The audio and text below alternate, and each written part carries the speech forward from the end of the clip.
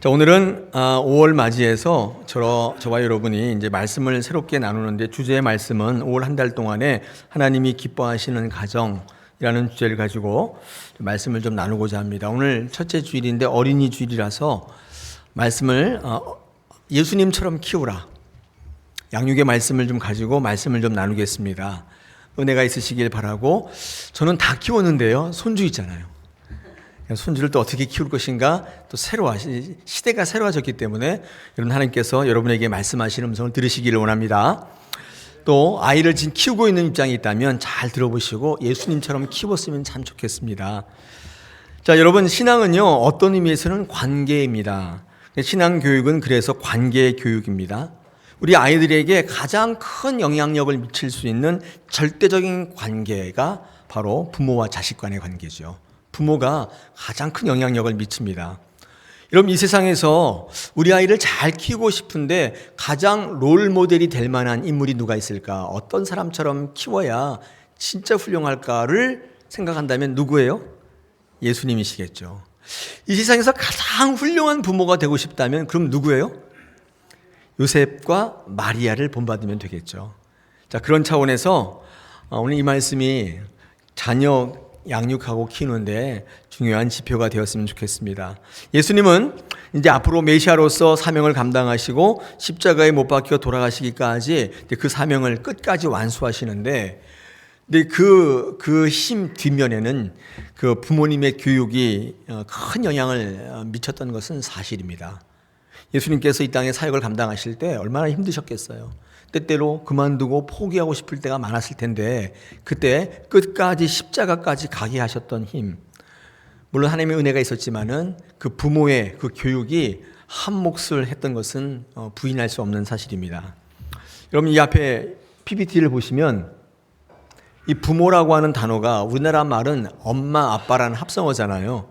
그렇죠? 그래서 우리나라의 말의 부모는요, 나를 낳아주신 엄마, 아빠라는 의미 외에는 없어요. 한자를 보시면 아시지만. 그런데 헬라어나 히브리어에서는 좀 달라요. 헬라어는 부모를 고누스라고 하고 히브리어에서는 호레라고 하는데, 이 호레와 특히 이 히브리어의 호레라는 단어를 한번 찾아보면 이 단어는 야라라는 단어에서 온 단어인데, 그 의미가, 사전적 의미는 가르치다, 양육하다의 뜻이에요. 그러니까 히브리어에서의 부모는요, 낳아줬다는 뜻이 아니에요. 가르치고 양육한다는 뜻입니다. 우리나라 말의 부모에는 그런 뜻이 없지만, 그런데 히브리어에서의 이 부모 호레는 교훈자, 양육자, 가르치는 자의 뜻입니다. 그래서 이 야라라고 하는 말에서 이 모레라는 말이 나오는데, 이 모레는 뭐냐면 선생님이라는 뜻이거든요. 가르친다는 뜻이죠. 부모님은요, 자식을 낳아주는 그런 부모님, 우리나라에서는 그게 부모님인데 히브리권에서는 가르치는 자, 양육하는 자의 뜻입니다. 여러분, 요셉과 마리아는 예수의 부모였지만 가르치는 자로서 예수님을 잘 양육했던 것이죠. 자, 어떻게 양육을 했을까요? 오늘 어린이 주일인데 한번 같이 말씀을 중심으로 해서 말씀을 통해서 몇 가지를 좀 같이 살펴보기를 원합니다. 이 마리아와 요셉이 어떻게 예수님을 양육했나? 첫 번째는 기억하는 교육을 했다는 거예요. 기억하게 하라. 여러분, 기억하는 교육은 굉장히 중요합니다. 기억하게 하시는데, 여러분, 6월절이 되면 유대 민족은 모두가 예루살렘 성전에 올라가서 기도하고 제사를 지내는 관례가 있었습니다. 근데 이게 강제 조항이 아니었어요. 보면 그런 것 같아요. 누구나 다 가야 한다, 그렇게 하고, 안 가면 처벌받는다, 안 가면 사형이다, 그런 게 아니었어요. 그러니까 유대인이라면 의당 다 그렇게 해야 되는 거지만 그렇지 않은 사람들이 많았을 것입니다. 제가 이렇게 얘기하니까 누가 그런 근거가 있습니까? 이렇게 뭔 근거로 그렇게 얘기합니까? 이게 말씀하실 수 있는데, 그런 근거는 찾아볼 필요도 없어요. 왠지 아세요? 지금 우리들의 삶을 보면 알아요.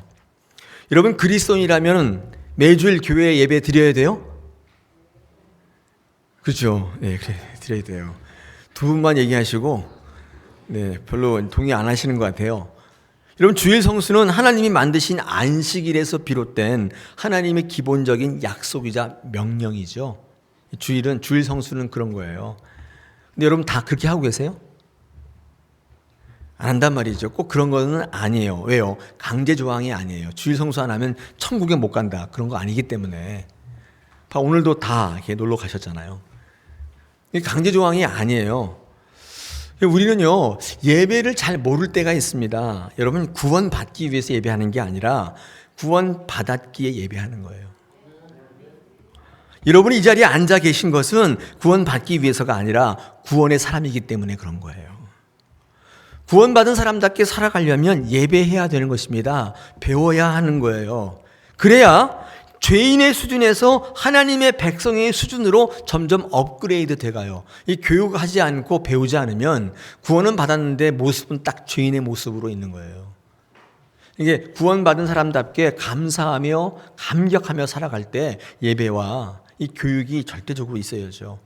하나님께 구원을 선물로 받아서 구원의 백성이 되었으니까 감격 감사하잖아요. 그래서 하나님의 응당 백성으로서 하나님께서 명령하시고 당부하시는 것들을 지키며 하나님 앞에 예배하는 것은 어쩌면 너무 당연한 일이죠. 너무 감격스러워서 구원받을 자격이 없는 것 같은데 나를 부르시고 구원해 주시고 하나님의 나라 백성 삼아 주셨는데 그냥 있을 수가 없는 거예요. 하나님께서 부탁하시고 명령하시는 것들을 지키는 거죠. 우리의 마음의 표현이 나타나는 것입니다. 근데 그럼에도 불구하고 요즘에 보면은 예배 안 하시는 분이 너무 많잖아요. 강제 조항이 아니에요. 그래서 감사하는 게 강제 조항. 감사 안 하면 나 감옥 간다 이런 게 아니잖아요. 한번 생각해 보십시다. 요즘같이 편리하고 이렇게 잘 먹고 잘 사는 요즘에도 교회에 나오지 못할 이유가 수백 가지가 넘어요. 인간관계가 문제이고 문화적 차이도 있고 정치적인 어떤 묘한 관계, 경제적인 문제 등등 이렇게 잘 먹고 잘 살고 이렇게 편한 시대에도 하나님의 명령을 지키지 못할 이유가 수백 가지인데 여러분 그 당시에는 어떻겠습니까? 지금보다 훨씬 못 살고 훨씬 못 먹고 억압받고 착취받고 당하고 하라는 것도 너무 많고 여러분 6월절에 성전에 올라가지 못할 피치 못할 문제가 왜 그때라고 없었겠어요? 모든 사람이 다 6월절에 성전에 올라가서 제사하고 기도하는 것은 아니었던 것입니다. 근데 중요한 것은 요셉과 마리아 그 예수의 부모들은 매년 그 절기를 기억하고 예수와 함께 지켰다는 거예요. 중요한 거예요. 이게 안 가도 돼요. 어쩌면 이유 많잖아요. 이유야 얼마든지 있죠. 그런데 요셉과 마리아는 매년마다 지켰다는 거예요. 절기를. 여러분 생각해 보십시오. 왜 마리아와 요셉이라고 6월절을 지키지 못할 이유가 없었겠어요? 마리아 요셉 사는 거 형편없었어요. 못 살았어요. 못 먹었단 말이죠. 애들만 줄줄이 막 6명 이상. 예수님이 그 맞이 쫙 동생들 6명 이상. 최소한 6명 이상. 왜냐하면 성경에는 그게 예수님이 남형제하고 자매들 이렇게 해서 6명이 나와 있는데 자매들 그랬으니까 뒤도 쭉 있어요. 못 살았어요. 그리고 이 마리아와 요셉이 살던 갈릴리에서 예루살렘까지 오려면 그 장난이 아니에요. 거리가 장난이 아니에요. 거의 북쪽 끝에서 남쪽까지 오는 거예요. 우리나라로 치면 중강진 아세요? 중강진? 중강진을 잘 모르시죠? 우리 일부 예배 때니까 청년들이 중강진이 뭐야? 격세지 감독. 백두산 그 아래에 있잖아요. 우리 지도에 툭 튀어나온 맨 위에 툭 튀어나온 데 있잖아요. 우리 거기가 중강진 백두산 아래. 거기서부터 온다고 한다면 부산까지는 너무 대구 정도까지 그 정도 거리예요. 그러니까 갈릴리에서 예루살렘까지 오려면 상당히 먼 거죠. 우리나라로 치면. 비용이나 시간의 부담이 엄청난 거죠. 아마도 요셉과 마리아는 이 올려오르면 부담이 장난이 아니었을 거예요. 돈도 돈이지만 시간도 엄청나게 들고 그리고 그 어린 예수를 손잡고 오려면 이게 장난이 아닌 거예요. 그런데 한번 생각해 보십시다. 왜 매년마다 6월절 절기를 갈릴리에서부터 예루살렘으로 왔을까요? 왜 그 엄청난 부담을 감수했을까요? 여러분 6월절을 지키라고 하는 이유는 6월절을 기억하라고 하는 이유는 있습니다. 이게 뭐냐면 우리의 구원이 우리의 실력과 노력 때문이 아니라 하나님의 은혜로 인한 것임을 기억하게 하는 거예요. 이게 6월절을 지키라는 이유예요. 그러니까 전국 사방에 흩어져 있던 이스라엘 백성들에게 6월절이 되면 이 성전에 와서 이게 예배하게 되는데, 제사하게 되는데, 올 때 우리가 애굽 땅에서 출애굽해서 구원받은 것이 우리가 잘나서가 아니고 내 실력 때문이 아니고 하나님의 은혜 때문인 것을 어쩌면 그 고생을 통해서 알게 하고 기억해 하는 거예요. 그걸 목적으로 하는 거예요. 요셉과 마리아가 늘 예수를 데리고 6월절 절기에 성전에 올라올 때마다 예수님에게 이 사실을 평생 기억하며 살기를 가르치지 않았을까요? 상황을 제가 좀 이렇게 재현해 보면, 엄마 우리 맨날 매년마다 왜 이렇게 멀리 여행해? 나 다리 아파 죽겠단 말이야. 올해는 안 가면 안 돼? KTX도 없는데? 걸어서 거기까지 언제 가? 나 힘들어. 그때 아빠 요셉과 엄마 마리아가 그런 게 아니야 예수야. 우리가 예전에는 노예였단다. 출애굽하기 전까지는 우리는 노예였어. 근데 하나님께서 우리 민족을 불쌍히 여기시고 그 은혜로 구원해 주셨어. 우리는 지금 이 길을 걸으면서 그 은혜를 기억하는 거야. 예수야 힘들지만 엄마 아빠랑 같이 가지 않을래? 이렇게 얘기하지 않았을까요? 물론 의도적으로 그 길을 떠나지는 않았을 수 있습니다. 그러나 그 부모님의 그런 삶이 예수에게 큰 교육이 됐던 거예요. 안 가면 안 돼 엄마. 내일 시험 있단 말이야. 그래? 가지 마. 엄마 아빠가 대신 갔다 올게. 이러지 않았다. 어머니 아버지에게 그 교육을 받은 예수님은 그 이후에 어떤 삶을 살았을까요? 하나님의 은혜를 기억하는 인생 되지 않았을까요? 부모의 그와 같은 삶은 예수로 하여금 평생 하나님을 떠나지 않고 끝까지 달려가게 하는 힘이 되지 않았을까요? 예수님께서 훗날 메시아 사역을 감당하실 때 자기 힘으로 하려고 하다가 얼마나 힘들었겠어요. 여러분 그 겟세마네 동산에서 예수님의 기도를 읽어보면 그게 이제 느껴지죠. 주님 나 힘들어 죽겠습니다. 하나님 이거 안 하면 안 됩니까? 할 수만 있다면 이 잔을 내게서 피하게 해주십시오. 여러분 그건 예수님의 기도를 읽어보신 적 있죠. 얼마나 힘드셨으면. 그럼에도 불구하고 그렇게 고비가 올 때마다 그때마다 순간순간 어머니 아버지에게 들었던 그 하나님의 은혜를 떠올렸기 때문에 내가 여기까지 온 것이 내 노력이 아니라 내 업적이 아니라 하나님의 은혜였다는 사실을 떠올렸기 때문에 십자가까지 끝까지 달려갈 수 있지 않았겠는가 그 말이에요. 여러분 가르치는 자로서 부모로서 이 요셉과 마리아의 이 교육이 있죠. 의도하지 않았을 수 있지만 그의 삶을 통해서 제사하고 예배하는 그 모범은 그래서 부담을 이기고 형편을 넘어서서 절기를 지키는 그의 삶의 모습은 예수님에게 큰 교육이 된 거예요. 능력의 원천이 되었을 거예요. 여러분 자녀가 어떤 어려움에도 무너지지 않고 하나님의 은혜로 살아가기를 원하신다면 저와 여러분이 부모로서 가르치는 자로서 모범을 보이셔야 돼요. 우리 장로님 기도하실 때 모범을 보이게 해달라 기도하셨잖아요. 그래서 하나님의 은혜를 기억하게 만들어야 돼요. 그게 예수님처럼 키우는 첫 번째 방법이 기억하게 하셔야 돼요. 우리는요 기도할 때 은혜를 달라고 기도할 때가 많지 않습니까? 마치 은혜를 받지 못한 사람처럼. 제가 설교를 준비하다가 가만히 생각해 보니까 하나님께서 우리에게 이미 은혜를 너무 많이 주셨어요. 넘치도록 주셨어요. 다만 우리가 기억하지 못하는 것뿐이에요. 내가 잘나서 여기까지 왔고 내가 노력해서 이만큼 된 줄 알고 있어요. 우리는 어쩌면 하나님이 부어주신 은혜를 망각하며 살아가고 있다는 생각을 해봅니다. 이 하나님의 은혜가 없었다면 여러분 여기 이렇게 건강한 모습으로 앉아 있을 수 없어요. 우리 사랑하는 어르신들 마찬가지. 내가 누군데? 내가 말이야 그 험한 세월 내가 살았기 때문에 여기 이렇게 착각해요. 하나님 여러분 붙잡지 않았으면 여러분 여기 안 계세요. 하나님 은혜를 주지 않았다면 이런 멀끔한 모습으로 이렇게 잘생긴 모습으로 건강한 모습으로 여기 앉아 있을 수 없어요. 여러분 그래서 은혜는요 구하는 게 아니라 기억하는 것입니다. 기억해야 되는 거예요. 은혜를 잊지 않고 기억할 수 있는가? 여러분 이것이 여러분이 하나님의 사람이 될지 세상의 사람이 될지를 결정짓는 결정적 요인이 될 거예요. 은혜를 안 받은 분은 없어요. 여기 다 은혜를 누리셨어요. 근데 은혜를 기억하지 못할 뿐이에요. 은혜를 망각하니까 내가 한 줄 알고 사는 것뿐이에요. 예수님에게 그 은혜를 기억하게 만들었습니다. 여러분, 은혜를 기억하면 그 다음은요, 감사가 넘치게 돼요. 생각해 보세요. 내가 여기까지 왔는데 내가 한 게 아니라니까 우와, 감사하잖아요. 내가 노력한 게 아닌데 이렇게 주셨다니까 얼마나 감사해요. 여러분, 감사가 넘치면 그 다음엔요, 기쁘고 만족스러운 삶을 살게 돼서 즐거운 인생이 돼요. 얼굴 표정부터 달라져요. 은혜가 넘치는 분들, 은혜를 기억하는 인생은 얼굴 표정부터 달라져요. 여러분, 은혜를 기억하고 즐거운 인생이 되면요, 우울증 사라지고 슬럼프도 없어져요.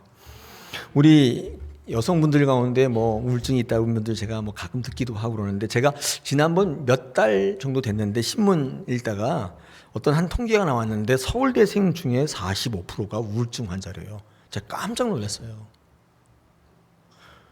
누구라고요? 서울대. 네.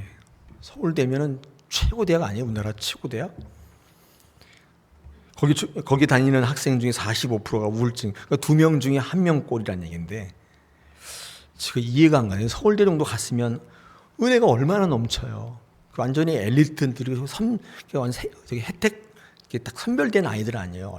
수재들이고 거기 가려면 얼마나 힘들어요. 근데 왜 우울증이 오죠?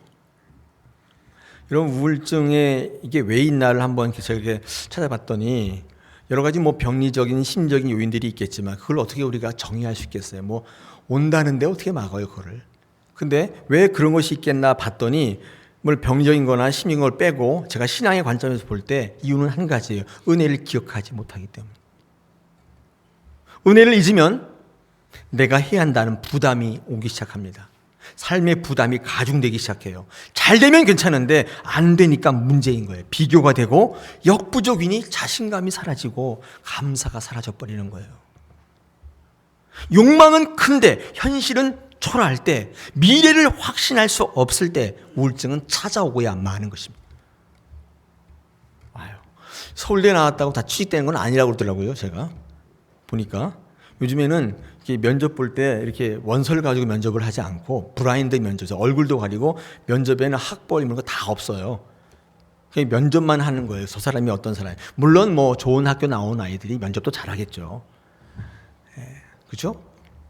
뭐 그 능력도 거기 있겠지만, 그러다 보니까 이게 이제 미래가 보장이 안 되는 거죠. 이제 우울해지는 거예요. 생각은, 욕심은 큰데 현실이 초라해질 때, 미래를 확신할 수 없을 때 우울증이 온다는. 근데 여기 치유법이 있습니다. 제가 여기 사무엘상 17장 37절 준비했습니다. 보십시오. 여기 보니까 다윗이 이르되 여호와께서 나를 사자의 발톱과 곰의 발톱에서 건져내셨은즉 나를 이 블레셋 사람의 손에서도 건져내시리다. 사울이 다윗에게 이르되 가라, 여호와께서 너와 함께 계시길 원하노라. 이건 블레셋 그 골리앗 앞에 섰을 때 다윗이 한 말이에요. 여기 보십시오. 사자의 발톱과 곰의 발톱에서 건져내셨다. 은혜를 기억하지 않습니까? 그때 뭐라고 하냐면 나를 이 블레셋 사람의 손에서도 건져낼 것이다. 미래를 확신하게 돼요.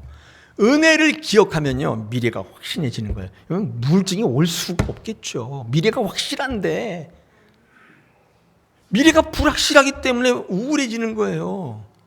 장담할 수 없으니 실력에 붙이고 비교가 되고 자신감이 사라지니 우울해지는 거예요. 그럼 직장 다닐 때 미래가 보장이 안 되면 이게 우울해져요. 그날 월요일 날 출근하는 발걸음이 진짜 무거운 거예요. 언제 잘릴지 모르는 거예요. 여러분, 과거의 은혜를 기억하면 더 큰 은혜로 나가게 되는 것입니다. 우리 아이들에게 어떤 선물을 주시고 싶으세요? 서울대? 좋습니다. 서울대 가야 좋죠. 더 중요한 것은 미래를 확신케 하는 거예요.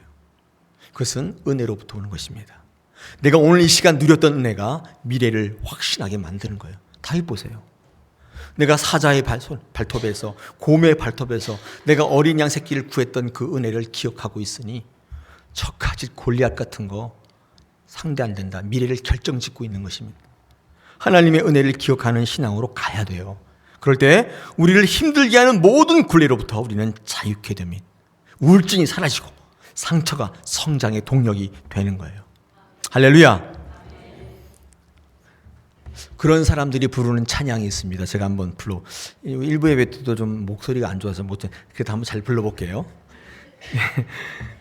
하박국 3장 17, 18절에 있는 내용인데, 무화과 나뭇잎이 마르고 포도 열매가 없으며 감람나무 열매 그치고 논밭에 식물이 없어도 우리의 양떼가 없으며 외양간 송아지 없어도 난 여호와로 즐거워하리, 난 여호와로 즐거워하리, 난 구원의 하나님을 인해 기뻐하리라. 오늘은 좀 잘 되네. 이게 하박국에 나오는 말씀인데요, 이게 은혜를 기억하는 자들이 부르는 찬양이에요. 은혜를 기억하고 있기 때문에 지금 현실의 모습이 문제가 되지 않는 거예요. 믿음으로 가는 것이죠. 우리 자녀들을 예수님처럼 은혜를 기억하는 인생으로 키우셔야 돼요. 실력 필요 없다는 얘기 아니에요. 좋아야 되죠. 근데 은혜가 없으면 실력 있는 우울증 환자가 되는 거예요. 그러기 위해서 여러분이 부담을 감수하셔야 돼요. 어린아이의 손을 잡고 저 멀리 예루살렘까지 그 길을 마다하시면 안 되는 거예요. 예배의 기억이 있게 해주셔야 돼요. 그리고 이제까지 우리의 삶이 아버지의 능력, 어머니의 희생 때문이 아닌 하나님의 은혜였음을 우리 자녀들에게 기억하게 만드죠. 그 아이는 절대로 하나님 떠나지 않습니다. 평생 하나님 능력으로 살아가는 아이가 될 줄 믿습니다. 두 번째, 우리 예수님이 어떻게 양육되었는지 마리아의 요셉의 방법이 있는데, 맡기는 것입니다. 맡겨야 돼요.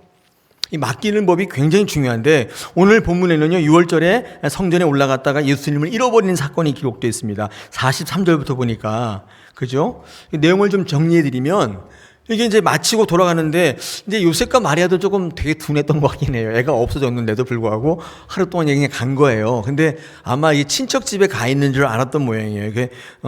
그 친족과 아는 자 중에 있는 줄 알았다고 돼 있잖아요. 그죠? 4절 하반절에. 근데 찾아보니까 없는 거예요. 그래가지고 찾으러 다시 예루살렘에 갔다고 45절에 보니까 사흘 후에 성전에 있는 걸 발견하게 된 거예요. 시겁한 거죠. 애 잊어버려 보셨어요? 네, 시겁하죠. 시겁합니다. 잃어버리고 못 찾는 경우도 있죠. 근데 다행히 찾았어요. 그때 예수님께서 49절에 보니까 부모님들에게 이렇게 얘기합니다. 예수께서 이르시되 어찌하여 나를 찾으셨나이까? 내가 내 아버지 집에 있어야 될 줄을 알지 못하셨나이까? 이 말을 읽으면서, 이 말씀을 읽으면서 굉장히 느낀 바가 많았습니다. 여러분의 자녀는요, 하나님의 집에 있어야 되는 존재인 거예요. 여러분의 품에, 여러분의 기대 속에 있는 게 아니에요. 자녀를 자기 소유라고 잠깐 생각하시는 분들이 있어요. 내가 이루지 못한 꿈을 네가 이루어야 한다. 그 참 잘못된 부모상인 거죠. 하나님 기뻐하지 않는 일이에요. 여러분의 자녀는 하나님의 집에 있어야 한다고 얘기합니다. 다시 말해서 여러분의 과잉 보호 속에, 여러분의 기대 속에 기르는 게 아니라 하나님께 맡기셔야 돼요. 여러분, 하나님께 맡기려면 어떻게 해야 돼요? 하나님 찾아가야 되잖아요. 하나님 어디 계세요?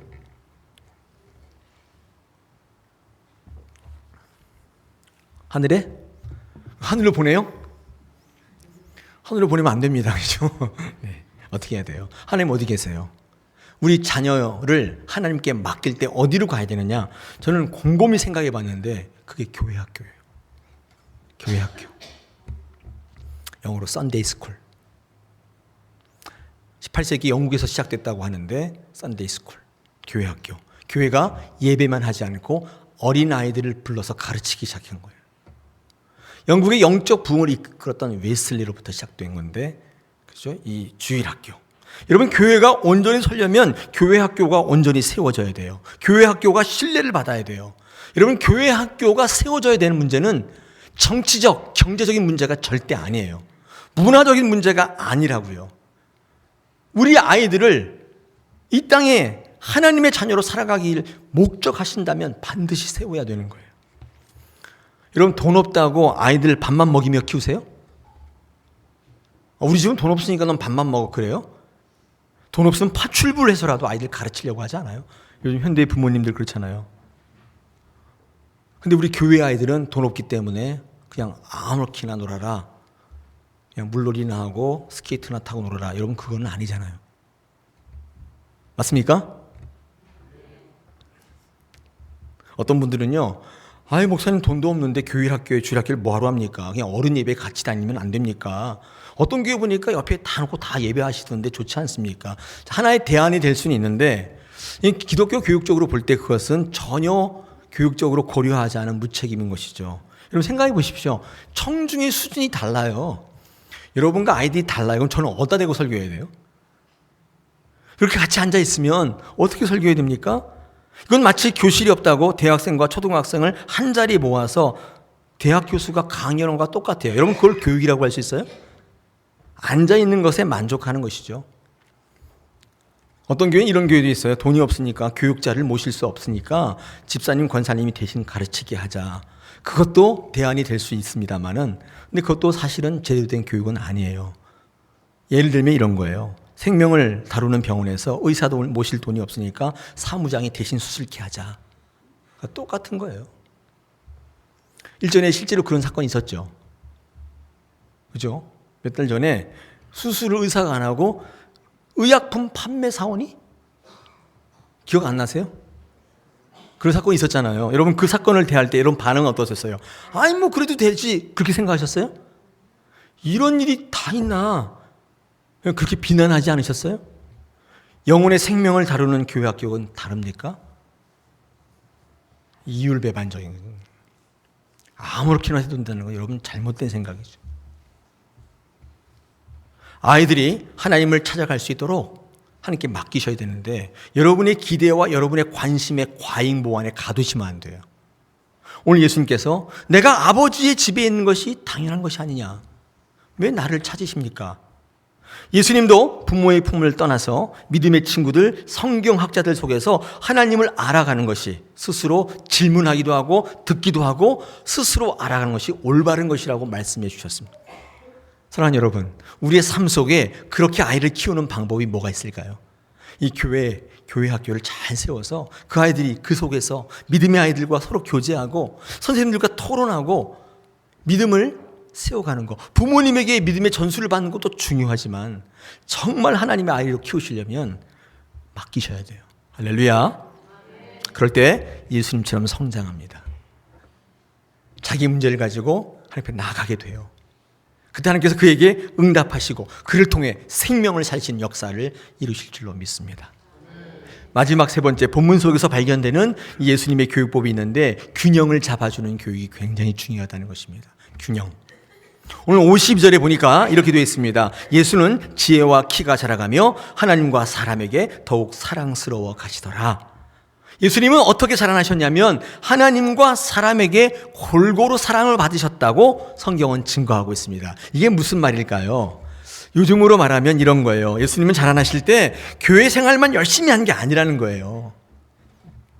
그렇다고 학교 생활만 열심히 한 것도 또한 아니에요. 두 개의 균형을 착 잡았다는 거예요. 근데 제가 이렇게 말은 쉽게 하는데 이게 어려운 일이에요, 사실은. 공부도 잘하고 교회도 잘 다니고 이 참 완벽한데 이게 어려운 것이죠. 교회 가면요, 목사님을 비롯해서 모든 어른들이 그 아이만 보면 칭찬해요. 야, 너 어떻게 이렇게 열심히 교회 다니니? 어떻게 로마서 8장을 통째로 암송하니? 와, 너 어떻게 어린이날인데 놀러도 안 가고 교회 왔니? 칭찬해요. 학교에 가면 선생님들이 얼마나 칭찬하는지 몰라요. 야, 너 어떻게 이렇게 공부를 잘하니? 어떻게 반듯하니? 넌 어떻게 다른 애들 다 피우는데 담배도 안 피우니? 넌 어떻게 술도 안 먹니? 칭찬해요. 칭찬해요. 그런 거예요. 사람에게도 하나님에게도 사랑을 받는. 어떤 아이는 이런 아이들이 있잖아요. 목사님의 근심이 되는 아이들. 공부는 너무 잘해요. 근데 목사님이 그 아이 보면 귀여워서 안아주시긴 하는데 속으로 이런 생각을 할 때가 있잖아요. 공부는 너무 잘하는데 가끔 가다 한 번씩 교회 와요. 월드컵 교인이에요. 4년마다 한 번씩 이렇게 얼굴 까먹을 만하면 와요, 그죠? 그래서 인사할 때 그런 생각을 하게, 저 아이가 과연 하나님의 백성으로 구원의 사람으로 살아갈 수 있을까? 목사의 근심이 되는 아이가 있어요. 학교에서 선생님의 근심이 되는 아이들도 있잖아요. 선생님께 이렇게 딱 보니까 가정 이렇게 환경 조사서 보니까 아빠도 장로님, 엄마는 권사님, 그리고 이제 다 신앙생활도 좋고 다 하는데 성적은 다 가야 쫙, 그죠? 그리고 성적도 성적이지만 학교 생활에 적응을 못해요. 친구도 없고 왕따고 부지나 소리를 듣고, 그럴 때 선생님이요 이런 생각을 하게 돼요. 저 아이가 세상 속에서 자기 역할을 하며 살아갈 수 있을까? 예수 믿는 것은 참 좋은데 저 아이가 자기 역할을 하며 살아갈 수 있을까를 걱정을. 그러니까 교회에서도 근심이고 학교 가면 근심인 아이들도 있습니다. 제가 신앙생활을 하고 목회를 해보니까 여러분, 기독교 신앙은 한마디로 정의해보면 균형의 원리예요. 균형을 잡아야 돼요. 그렇지 않은 신앙을 치우친 신앙이라고 합니다. 이렇게 한쪽으로 치우친 거예요. 이렇게 했든지 이렇게 했든지 치우친 거예요.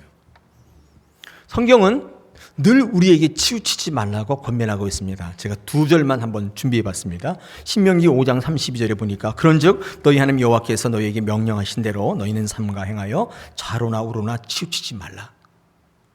여호수아 1장 7절에 오직 강하고 극히 담대하여 나의 종 모세가 내게 명령한 그 율법을 다 지켜 행하고 우로나 좌로나 치우치지 말라. 그러면 어디로 가든지 형통하겠다. 제가 2절만 준비했는데 무지하게 많아요. 치우치지 말아라.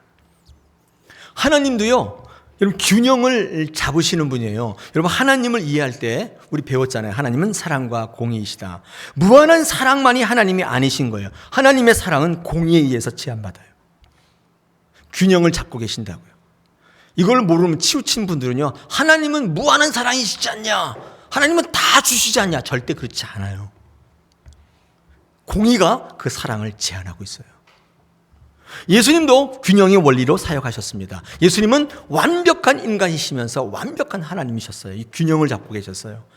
이 땅에서 완전한 인간으로 사시면서 우리에게 구원의 모습을 보여주셨는데, 예수님이 인간으로 오셔서 그러하셨기 때문에 우리도 할 수 있다는 자신감을 넣어주셨어요.